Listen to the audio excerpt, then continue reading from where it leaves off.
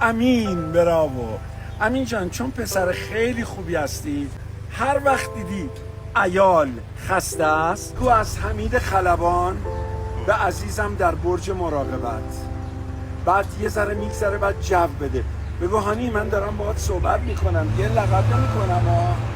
بعد این دفعه دیگه نشون میده که داره گوش میکنه، میگه امین جان من دارم گوش میکنم، بگو.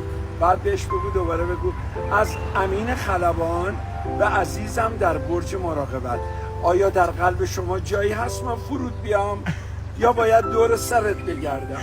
هر دوتاش قشنگه عزیزم. آره حالا اگه خواستی شیطنت کنی اون وقت بگو من میدونم اون باندو کی اشغال کرد، کار نداره.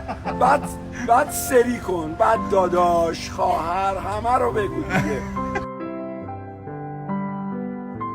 سلام. اسم کوچیکت چیه؟ امین براوو. امین جان، چون پسر خیلی خوبی هستی، هر وقت دیدی عیال خسته است تو از حمید خلبان به عزیزم در برج مراقبت، بعد یه ذره میگذره، بعد جو بده، بگو هانی من دارم باهات صحبت میکنم، یه لقب نمیکنم ها. بعد این دفعه دیگه نشون میده که داره گوش میکنه، میگه امین جان من دارم گوش میکنم، بگو. بعد بهش بگو دوباره بگو از امین خلبان به عزیزم در برج مراقبت، آیا در قلب شما جایی هست من فرود بیام یا باید دور سرت بگردم؟